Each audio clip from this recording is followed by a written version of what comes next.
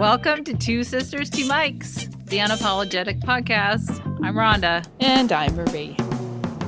And we're two very close sisters that live far apart. We invite you to eavesdrop on our private chats and rages about everything. Life, mothers, relationships. It's all here. Let's have a laugh.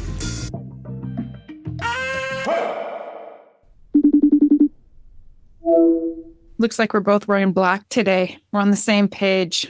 Actually, this is a very dark blue. It's like a royal dark blue. Oh, okay. Yeah. So you were wrong. Never mind then. We're not on the same page. Let's see how this goes. We're not on the same page. Actually, it's dark blue. All right. Yeah. So wrong. Wrong in life, and you'll be wrong in death. I don't know. Oh, dear. That just remember George C. Scott's A Christmas Carol? Oh, it's my favorite. Yeah. That's a line from that one. Yeah, it is. That's right. Such a good movie. Yeah, it's a classic. Have you seen any good movies? We watched Avatar with the kids, like the original one, the first one. How was it?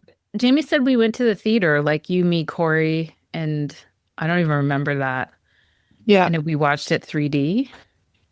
It was good, but like, you know, the main character, the dude, he's kind of stupid.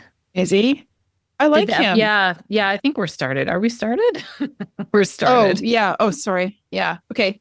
Hey. Hey, what's up? Sorry. Yeah. It's true. I just kind of jumped right into it. How are you doing, Marie? I'm good. I'm good. I don't have much to complain about at the moment. Really? I have so much to complain about. I know you do. That's why I couldn't wait to call you, because I just sensed that there's a lot going on for you, because we've been playing phone tag too. So yeah, I just kind of gave up knowing we were going to have this talk. Yeah, no, I tried calling you yesterday. I was apprehensive actually doing this because I don't even know where to start. Okay, well, let's start at the beginning, which is, I don't know. Well, do we have to start with me? Well, okay, fine. No, we don't. Okay, fine. Let's start with me, because it'll be short, because there's really nothing to say. You're like, everything is just trundling along great. Well, yeah, I went to the Pacific Dental Conference. Yes. For a few days, 2 nights. And I usually really enjoy it, and I did enjoy it. And I was very grateful that my boss made it happen and makes it happen every year. I don't go every year. I go every second or every other year, because I don't need to. Being administrative, I don't need credits to work, whereas dental assistants and dentists and everyone else does. So it was fine. I just found it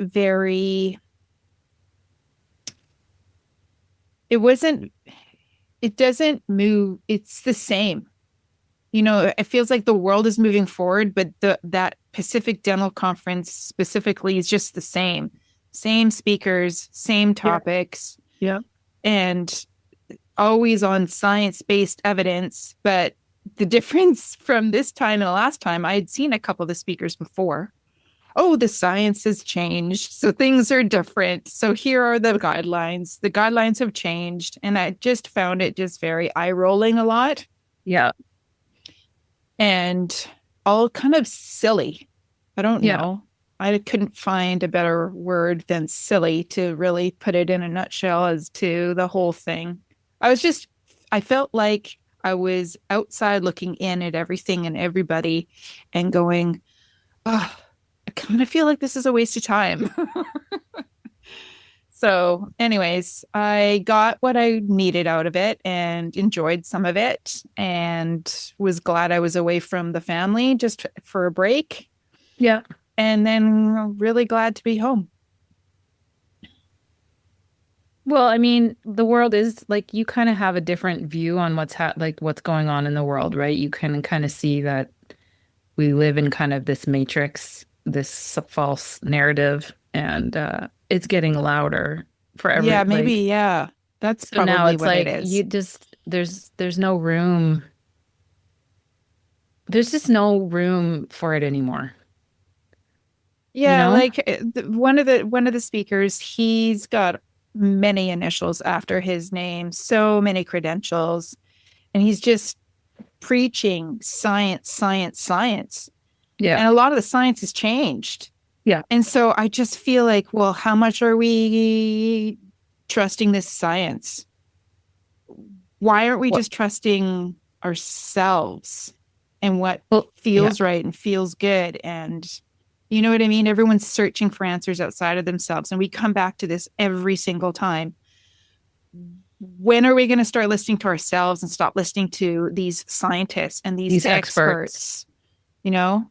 I remember Dad, that was one of the last things he said. He's not one of the last things, but I remember just talking about that a lot. Like, who are these experts? Why are they experts? Yeah, what makes them such What makes them experts? such experts? Yeah, I remember that too. We So, want that. We don't want to trust we aren't taught how to trust ourselves. We aren't taught to look inside because if we were, then we would be limitless.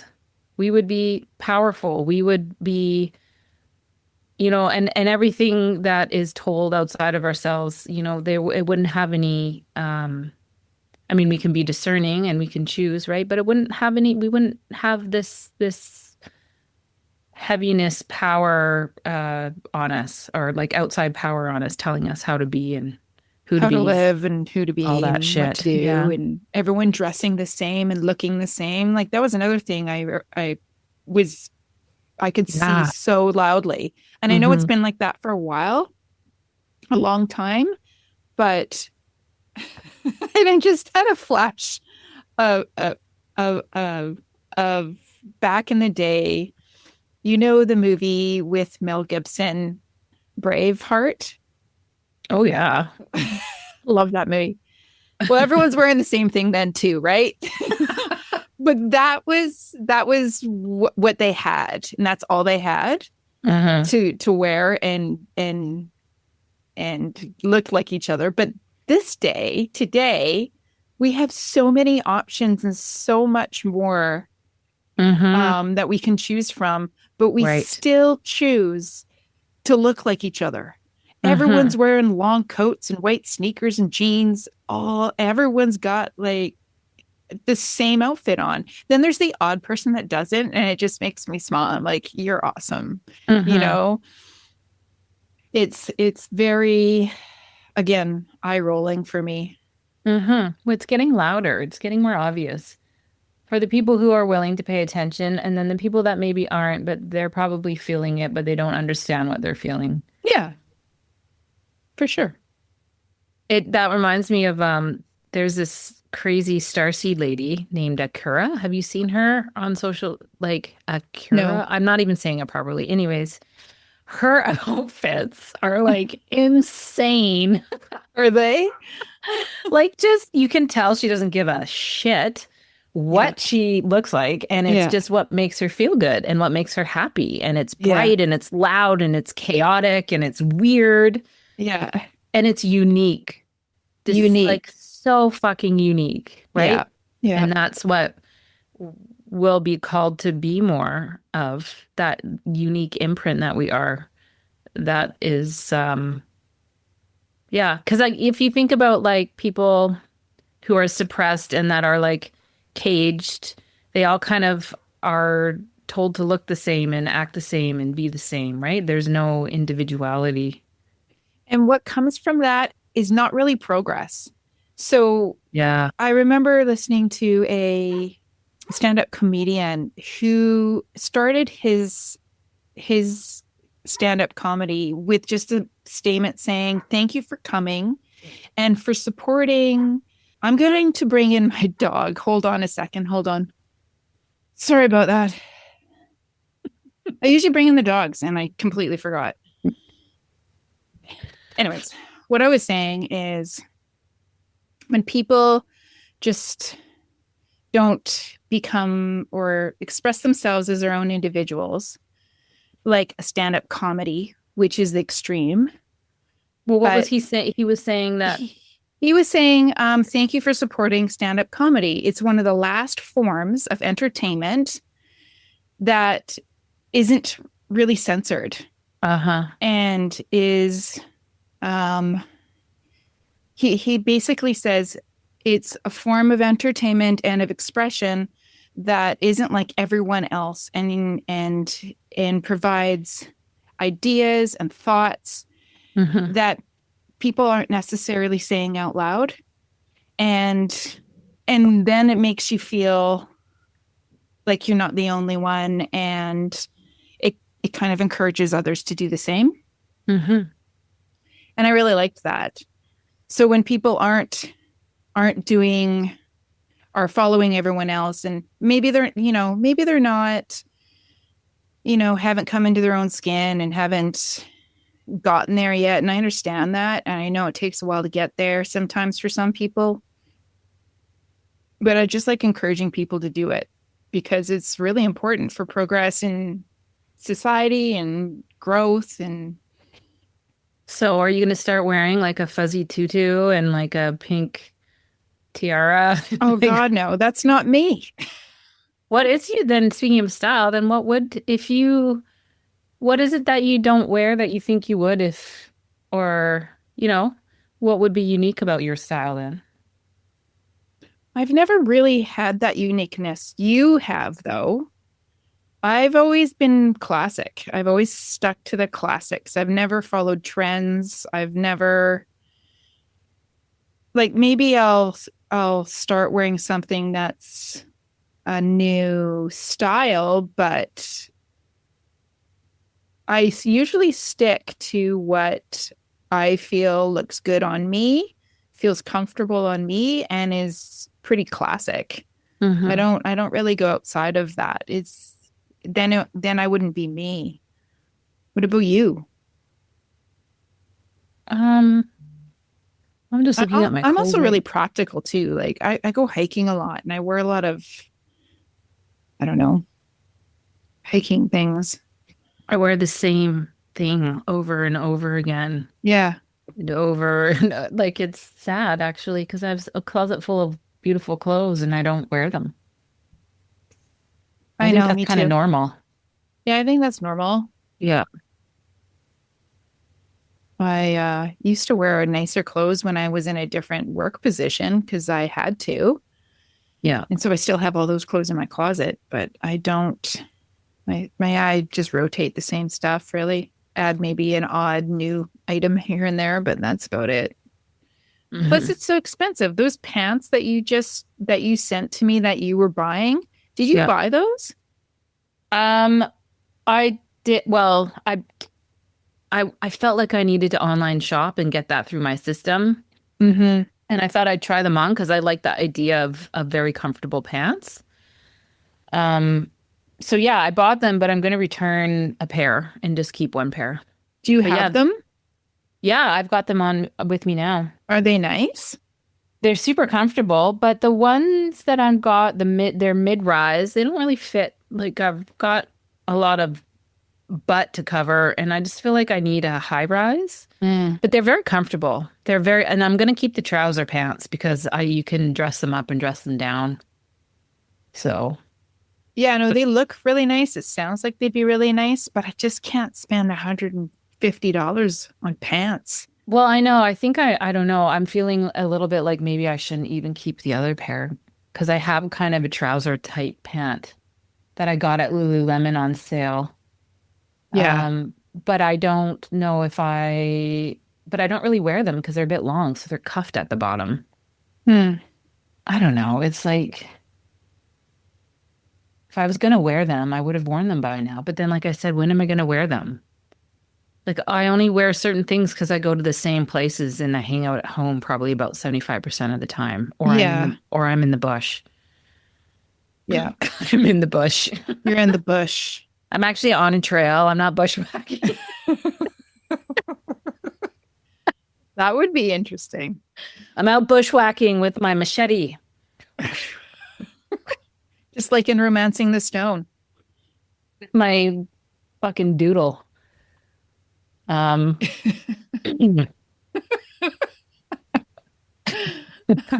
my designer dog.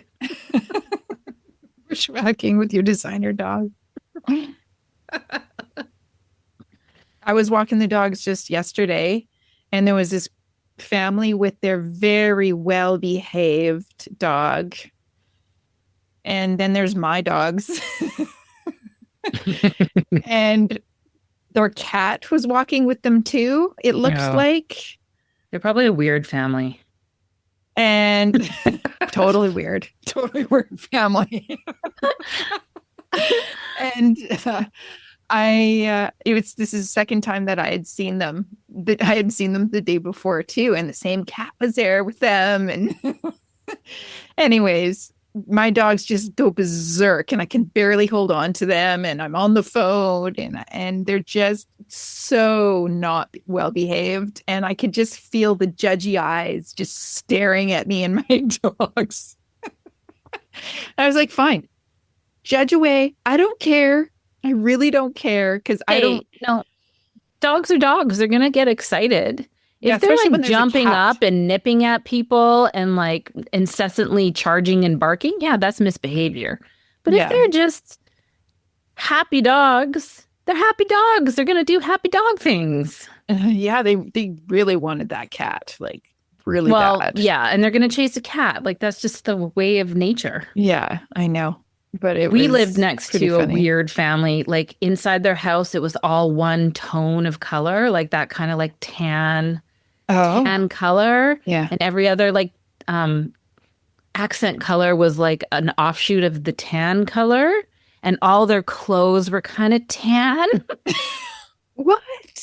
Like I was confused about it. And I realized she was much younger and she must have been a total like Instagrammer person.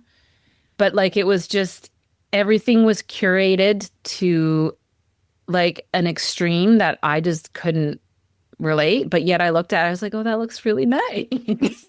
Wow, you guys could be on the cover of like the Sears magazine. Sears.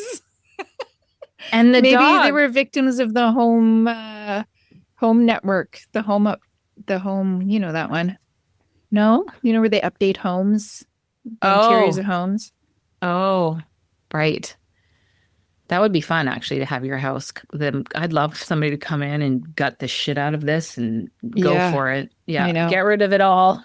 I know. Imagine. But their dog was so well trained. It wasn't allowed, it didn't sniff, didn't bark, it just like would walk beside its neighbor and look up at it and walk, walk, walk, didn't pull. But this guy was a dog trainer and I used to have That's conversations different. with him. That's different. If they're Yeah. dog trainers. He was a dog trainer. But like this dog was not like didn't I don't know, maybe because that dog like he would walk the dog to pick up the kids and that was, not a walk for the dog to go and sniff and play and explore. I was just wondering if he ever let his dog sniff, play and explore or if it was, as rigid as their decor. Did you ask him that? I don't remember. This Oh, was okay. years ago. Oh, yeah. There's a dog trainer at the school that I see, and they've got a Bernedoodle too, and it's just it's a puppy still. It's just bouncing right next to him, not pulling, nothing, and it's because he's feeding it constantly Treats, yeah. treats so that Yeah. it doesn't pull. So it's not rocket science, but he came It's into not. the It's just office. It's consistency. Like you Yeah. have to be so committed and consistent if you want to, like, yeah. And you're I the only couldn't- one walking the dog because Yeah. I made a mistake Right. by wanting help with the dog walking during the training time, and no one was doing the training I was doing. So I was just like hands in the air. Well, I guess we're not training the dog.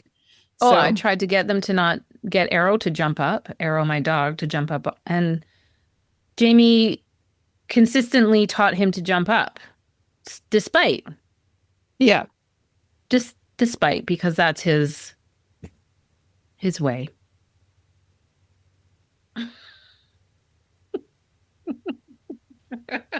What does that look? That is probably what we're going to get into next. Sorry. It's just I've been doing a lot of life review, like a Mm-hmm. lot of life review.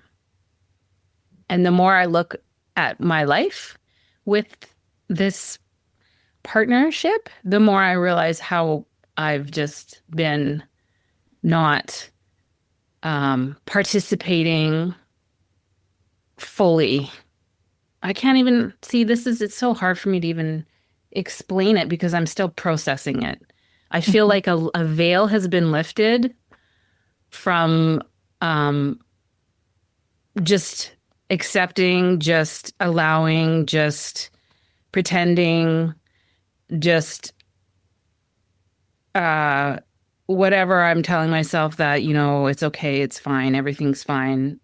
And now none of that, I can't do any of that anymore in my marriage. I look at all of the things that have happened and occurred and the ways that I have consistently abandoned myself and how he has never really been there when I actually really, really needed him for all of, and I could list all of them. I could say it all, but I'm not going.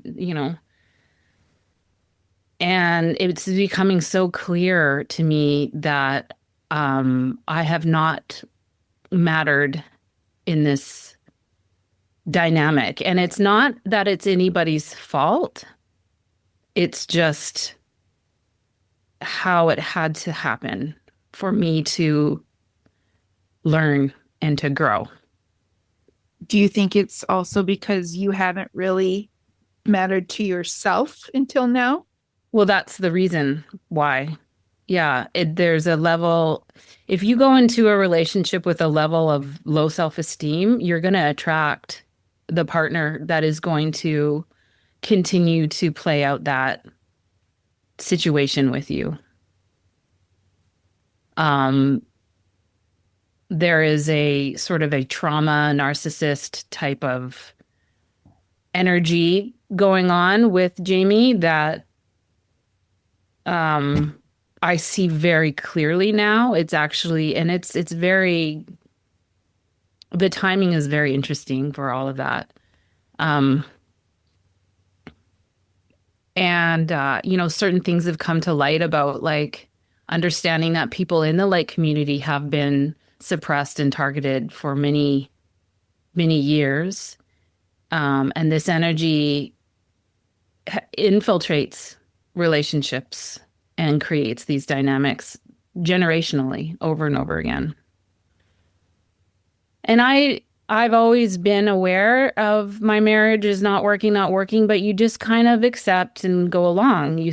Because it's it feels like it's easier because you tell yourself, the mind tells yourself all the reasons why it might be your fault.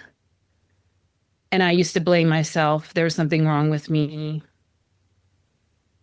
If only I could change, if only I could be different. And to realize that I've not been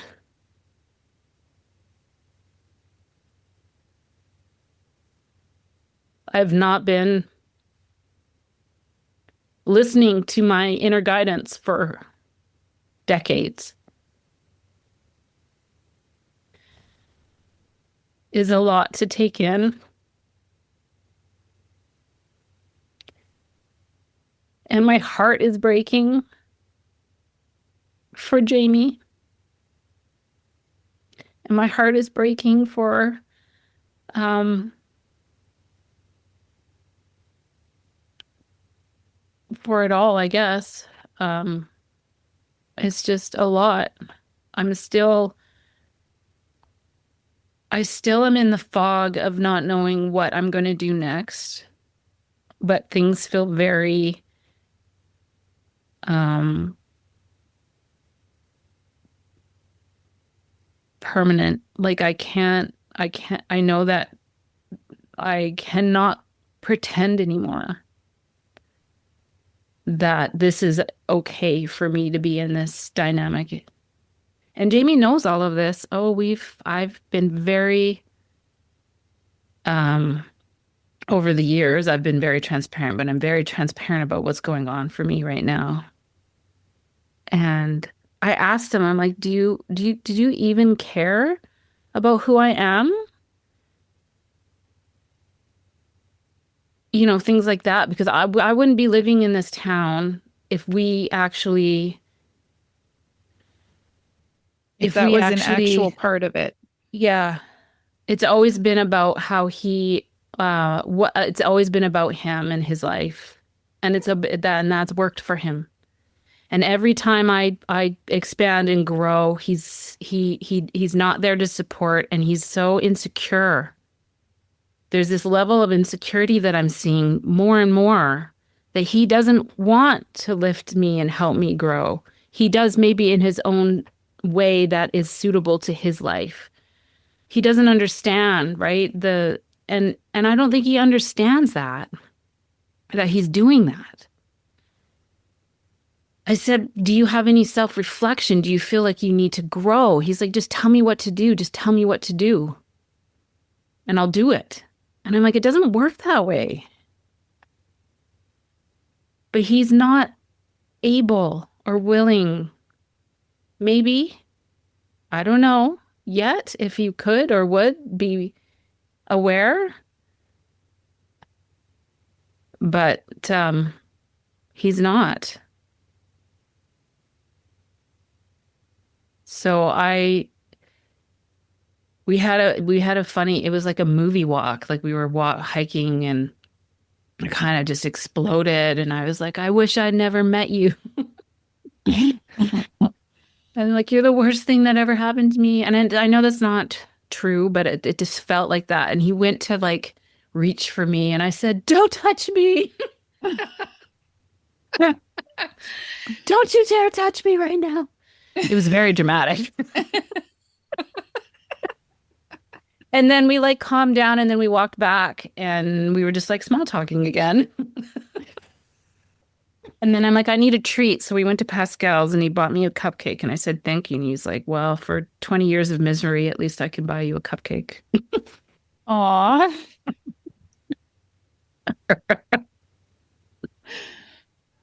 I Just don't, trying to make a joke out of it, right? Because yeah. every day is every day feels like a struggle right now, because it's like, and it's that cycle I've gone through where I'm like, I realize deeply that this isn't working for me. And then I bring it to his attention, and he deflects, and he can't, um, really, he doesn't understand. And so then I don't get that understanding reflected back to me. And then I start to think that I don't know what I'm feeling. I start to distrust. And I got to a really dark place thinking, I've been here so many times. I'm like, I can't keep doing this anymore. You know how long I've been doing this, Marie. I know. For years. Even before we got married, I was like, the feeling was like, this isn't the right person, but I didn't listen. I didn't listen. And that's okay, because I wasn't apparently supposed to listen, because I didn't. Yeah. No, And yeah, everything. I just felt really very dark about it. Um, because it's a cycle. Anyways, I feel like that cycle's breaking, and I'm trying to maintain. Um, I just don't know what I'm doing right now. I don't know. I just feel like my whole world, like my world is just shifting, and I don't know what. I'm just taking it literally day by day. So that's what's going on with me. Yeah. It's nothing I haven't heard before. Yeah. But it It, feels, the difference is that I had information brought to my awareness that was very much like, another layer of me opening my eyes to what was going on. Like just being like, this is something you can't keep ignoring, or you can't, like, it's time now.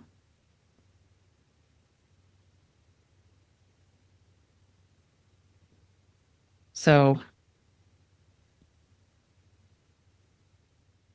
Yeah, everything up until this moment, I strongly have always believed and will continue to believe has meant to happen for whatever reason. mhm, We are all meant to be with whoever we are for reasons that may not be the Disney romance that we search for as girls and want in our life, but we end up with who we are meant to be with to learn from.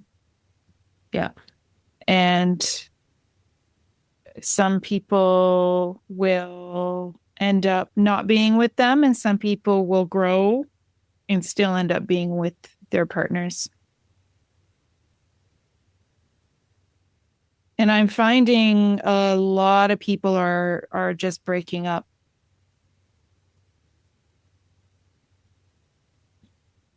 But every situation is so individual, you can't really compare.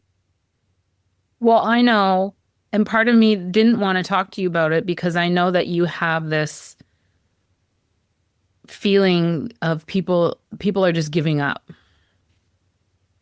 And I didn't want you, I felt like you would think that I was just giving up, or that you wouldn't be able to support me because you don't think that it should be that way or something. Yeah, I know. I have strong opinions about everything.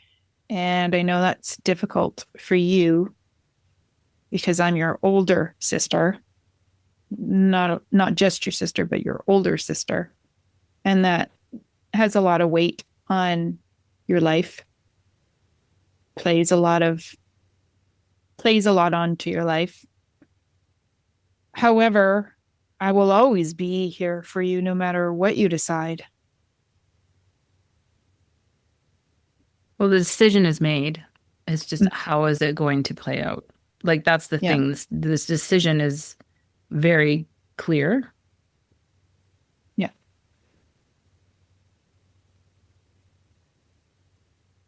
Yeah, you've got a hard road ahead of you, but I've you've, had a hard road ahead of me. I feel like actually this is going to break open into something new. of And course. Yeah. but yeah, I'm like in the hard road right now. Like I'm in it. Yeah. Yeah. Yeah. I feel that. Do you think it? I know actually, I was going to say what if, and I don't think there's a point in what ifs actually. I think there's a lot of time and energy wasted on what ifs. You just got to deal with what is.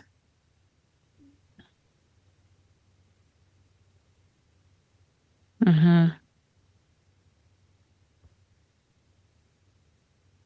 So, don't make any camping plans for the summer. No, make camping plans. I don't want to make plans. Like that's the thing. It just feels I don't really know. I don't want to not make plans because of this. I mean, I don't know who will end up be going.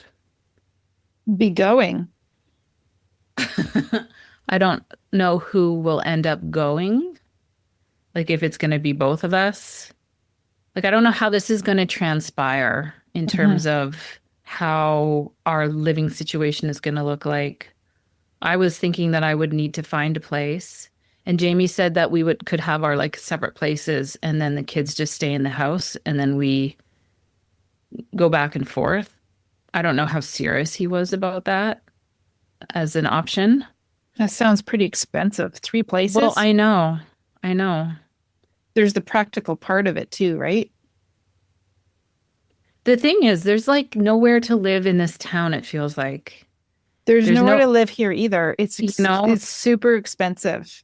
there's so many, it feels like obstacles that I've always put in the way of um listening to my intuition.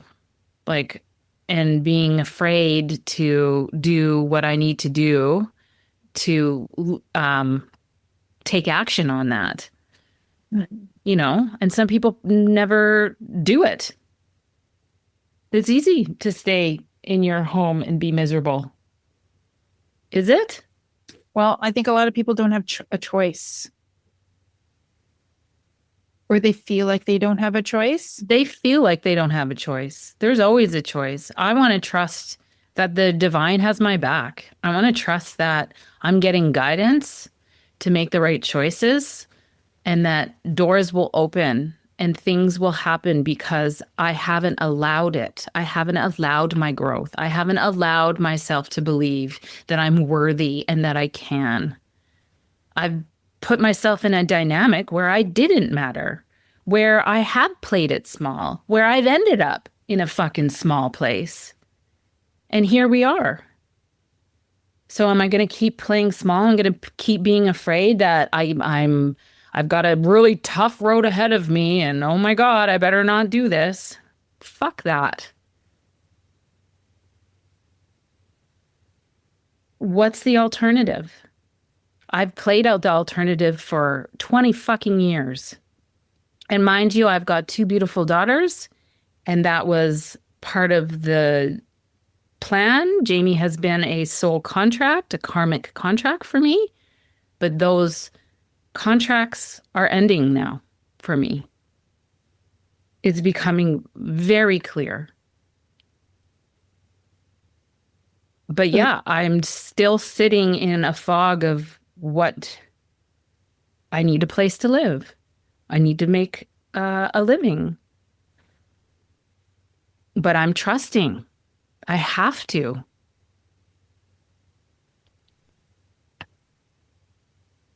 I'm not going to stay because I'm afraid. Good. That's good. You don't want your daughters to witness that either, right? No. You don't want that. They deserve to see their mom happy. Yeah. Yeah.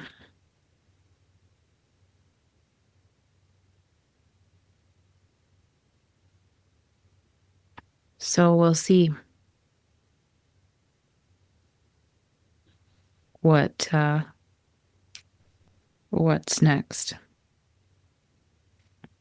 I'll just keep looking. I think I'm just going to keep looking for a place. The place has to feel right. Mm-hmm. Yeah. And he has to actually help you legally. Yeah, I mean, maybe that'll look more like he has to, yeah, help out with grocery money or whatever. I don't expect him to help pay for my rent.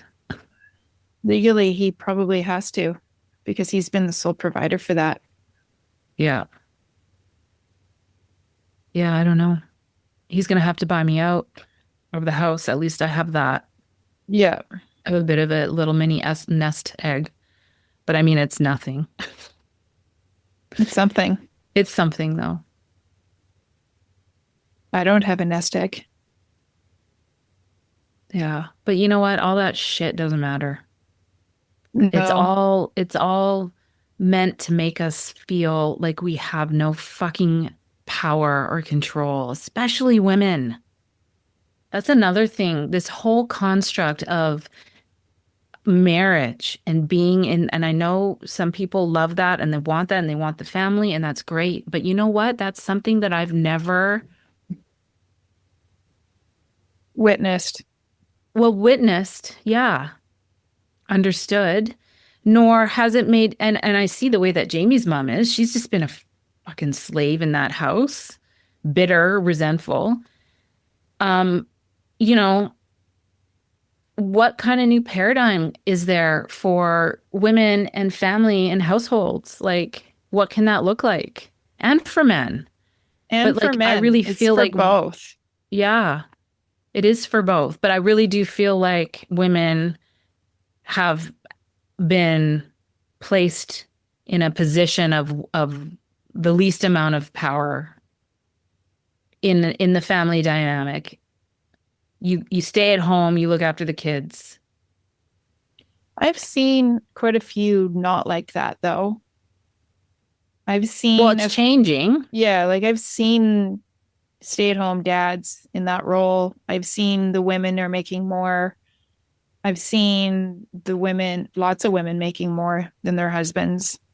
Yeah. Um, so again, it's so individual. Yeah, but across the board, females have been suppressed and put Yeah, in these roles. I mean, it's just changed within probably the last 20, 30 years, maybe more. yeah. Look at the 50s. Well, that's the thing, right? Hmm. So I don't want to live in a home with a man and feel like obligated to take care of him. Fuck that. Yeah. And that's what I put myself into. That's what happened. Remember that dream you had? What was Where you that? saw me, you were in the kitchen doing dishes and you felt my sadness.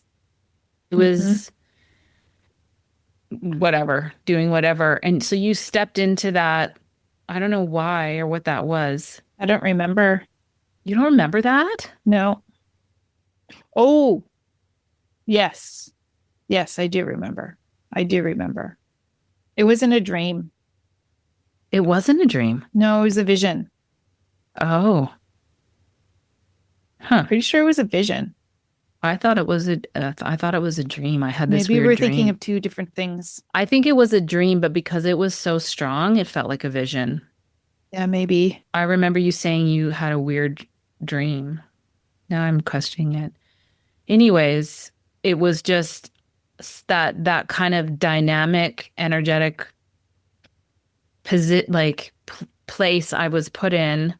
I put myself in there, and Jamie happily wants me in that place of just being kind of small and in the house. And I've slowly pulled myself out, like saying, dude, I'm not doing all the cooking. I still do most of the cleaning. And I would prefer to be not in that role. But but then he does a lot of the parenting. Fuck. But that's also because I feel like he's created that kind of weird dependency with the kids. Like he needs to be needed that way. I don't know. Anyways, I feel like I need to break out of this house and whatever. Like I feel like I'm reinventing my whole world right now. And part of it is leaving a relationship that has not been nurturing to me at all, other than the fact it's taught me how to finally see my worth and finally see that what I want matters and finally understand that I can look after myself and take care of myself.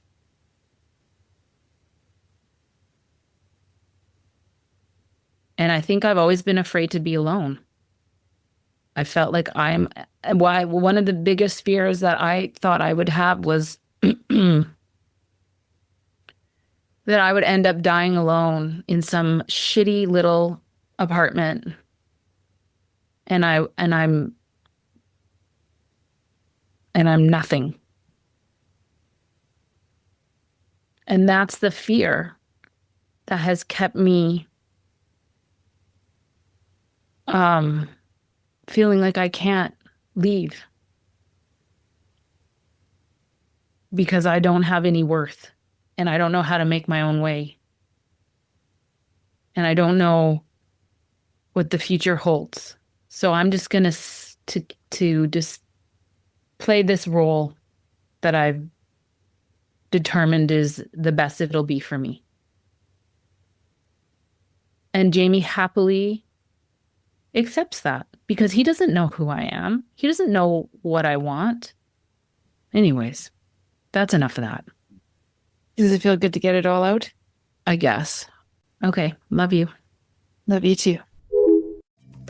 All right. Well, that's it. Thanks for joining us for this episode of Two Sisters, Two Mics, the Unapologetic podcast. It's been a blast. Hoped you liked it. If not, that's all right. We'll be here again.